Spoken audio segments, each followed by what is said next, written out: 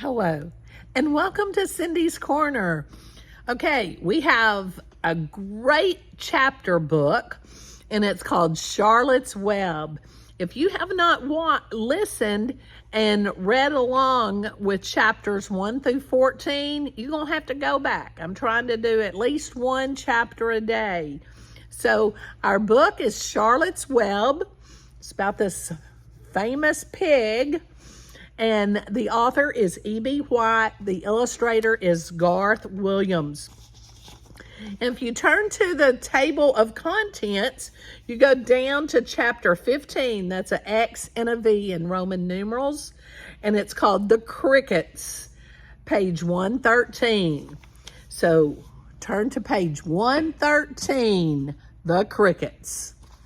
Do you think the crickets are like the crickets outside, or the little black crickets, or is that a family name? Tell me in the comments what you think it is. Talk about it. All right, let's find out about the crickets. The crickets sang in the grasses. They sang the song of summer's ending, a sad, monotonous song. Summer is over and gone. Summer is dying, dying. The crickets felt it was their duty to warn everybody that summertime cannot last forever. Even on the most beautiful days in the whole year, the days when summer is changing into fall, the crickets spread the rumor of sadness and change. Everybody heard the song of the crickets. Avery and Fern Arable heard it as they walked the dusty road. They knew that school would soon begin again. The young geese heard it and knew that they would never be little goslings again. Charlotte heard it and knew that she hadn't much time left. Mrs. Zuckerman, at work in the kitchen, heard the crickets, and a sadness came over her too. Another summer gone. She sighed. Lurvy, at work, building a crate for Wilbur, heard the song and knew it was time to dig potatoes. Summer is over and gone, repeated the crickets. How many nights till frost? Sang the crickets. Goodbye, summer. Goodbye, goodbye. The sheep heard the crickets, and they felt so uneasy, they broke a hole in the pasture fence and wandered up into the field across the road. The gander discovered the hole and led his family through, and they walked to the orchard and ate the apples that were lying on the ground.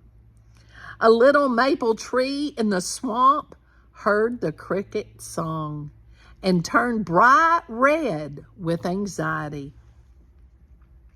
Wilbur was now the center of attraction on the farm. Good food and regular hours were showing results. Wilbur was a pig any man would be proud of. One day, more than 100 people came to stand at his yard and admired him.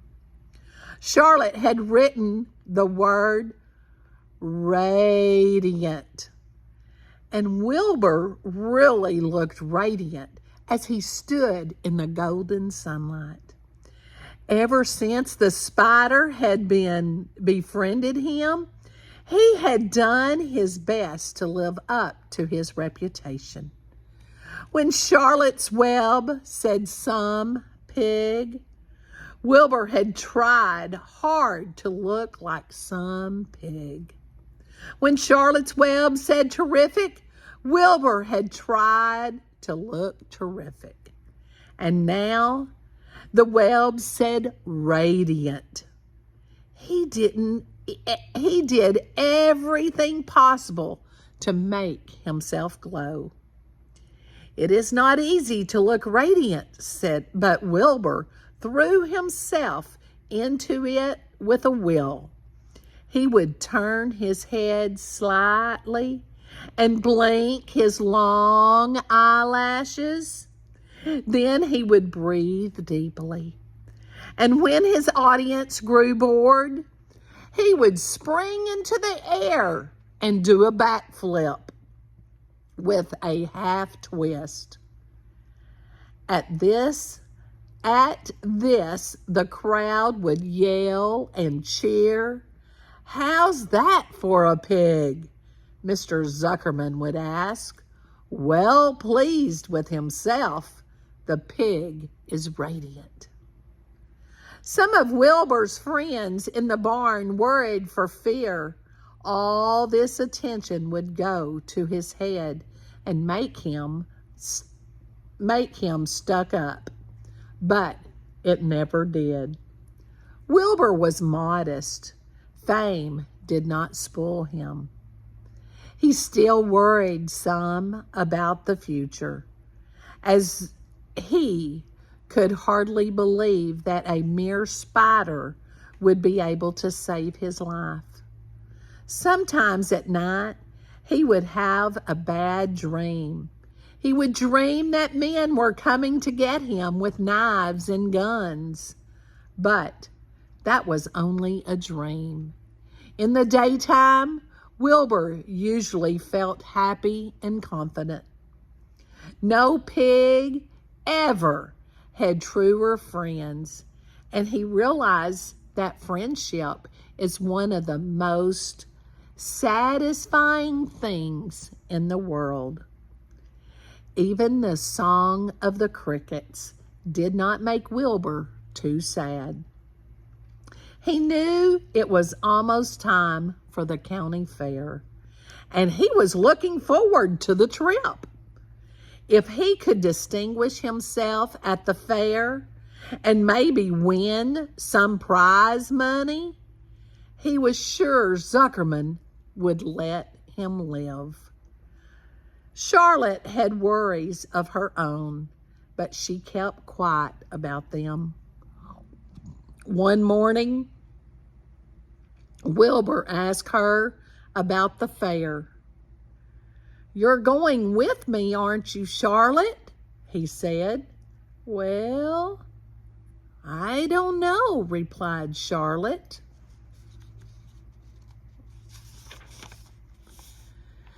"The fair comes at a bad time for me. I shall find it inconvenient to leave home, even for a few days." "Why?" asked Wilbur. "Oh, I just don't feel like leaving my web. Too much going on around here." "Please come with me," begged Wilbur. "I need you, Charlotte. I can't stand going to the fair without you. You just got to come." "No," said Charlotte. "I believe I'd better stay home and see if I can't get some work done." "What kind of work?" asked Wilbur. "Egg laying. It's time I made an egg sack and filled it with eggs." "I didn't know you could lay eggs," said Wilbur in amazement. "Oh, sure," said the spider. "I'm versatile." "What does versatile mean? Full of eggs?" asked Wilbur. "Certainly not," said Charlotte. "Versatile means I can turn with ease from one thing to another. It means I don't have to limit my activities to spinning and trapping and stunts like that." "Why don't you come with me to the fairgrounds and lay your eggs there?" pleaded Wilbur. "It would be wonderful fun." Charlotte gave her web a twitch and moodily watched it sway. "I'm afraid not," she said. "You don't know the first thing about egg laying, Wilbur. I can't arrange my family duties to suit the management of the county fair. When I get ready to lay eggs, I have to lay eggs, fair or no fair. However, I don't want you to worry about it. You might lose weight. We'll leave it this way. I'll come to the fair if I possibly can." "Oh, good," said Wilbur. "I knew you wouldn't forsake me just when I need you most." All that day, Wilbur stayed inside, taking life easy in the straw. Charlotte rested and ate a grasshopper. She knew that she couldn't help Wilbur much longer. In a few days, she would have to drop everything and build the beautiful little sack that would hold her eggs. Do you think Charlotte's going to make it to the fair? What's going to happen? Have you ever won something at the fair? Tell me about it. Do you think Wilbur and Charlotte are best friends? What makes them best friends?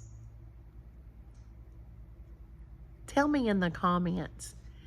And make sure you give us a thumbs up so that we can go on to chapter 16. All right? Looking for my thumbs ups for 16. All right. Most important today, give somebody a hug and tell them you love them. Just like Wilbur and Charlotte. They love each other. Have a great day.